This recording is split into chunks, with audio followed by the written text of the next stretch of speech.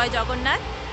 আর আজকে শুভ রথযাত্রা, তো আমরা গাড়ি নিয়ে দীঘার দিকে রওনা দিয়েছি। আমরা অনেক সকালবেলায় বেরিয়ে গেছি, কিন্তু এখনও প্রায় রাস্তায় প্রচুর জ্যাম ছিল, তাই জন্য এখনও প্রায় 60-65 কিলোমিটার মতো বাকি আছে। প্রায় বেলা গড়িয়ে 12টা বেজে গেছে, 12টা সাড়ে 12টা বাজতে যায় প্রায়।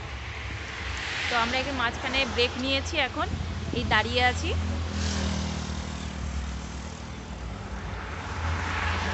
তো রাস্তায় যেতে যেতে আবার কথা হচ্ছে।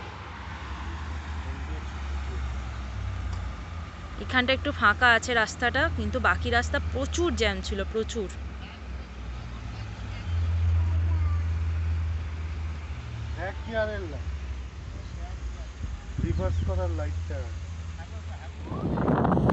আমরা দীঘায় পৌঁছে গেলাম।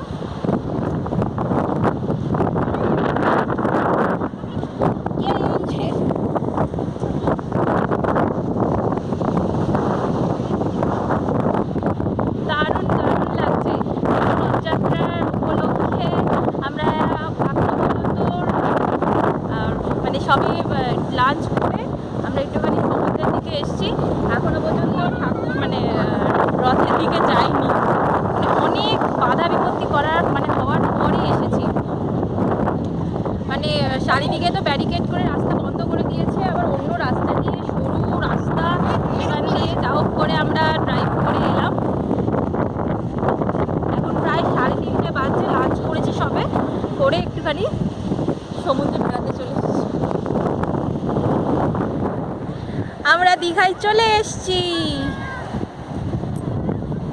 এই হলো দীঘা সমুদ্র, যেখানে সবাই স্নান করে। আর এই যে পপা তো খুব খুশি, পপা এখন শুধু দৌড়ে বেড়াচ্ছে। এ পপা, তোমার ভালো লাগছে?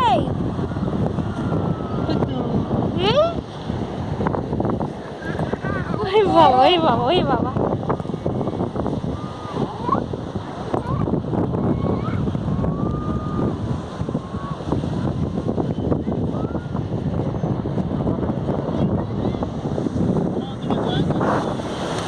এই হলো আমাদের হোটেলে ঢোকার রাস্তা। তো আমরা কাস্টমস হাউসের কোঅপারেটিভ সোসাইটি হলিডে হোম, বাবু কাস্টম হাউসে যেহেতু চাকরি করতো, তো সেই জন্য আমরা সেই সুবিধাটা পেয়েছি। আমরা 4 জনই এসেছি এই কাস্টম হাউসের হলিডে হোমে দীঘার। আর এইখানে এই হলো আমাদের 203 নম্বর রুম।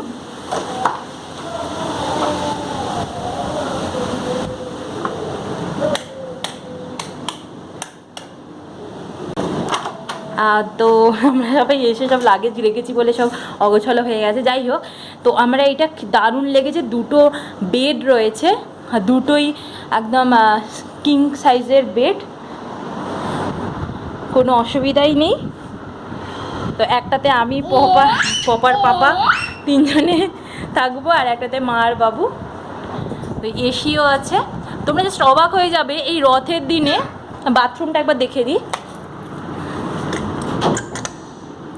এই হচ্ছে বাথরুম, নর্মাল,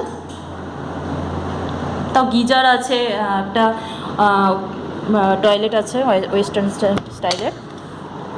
তো তোমরা জাস্ট অবাক হয়ে যাবে, এই যে রুমটার ভাড়া, এই রুমটা বাবু যেহেতু হলিডে হোম আর কাস্টম হাউসের হলিডে হোম, তো আমরা এই রুমটাতে মাত্র 1250 টাকায় পেয়েছি।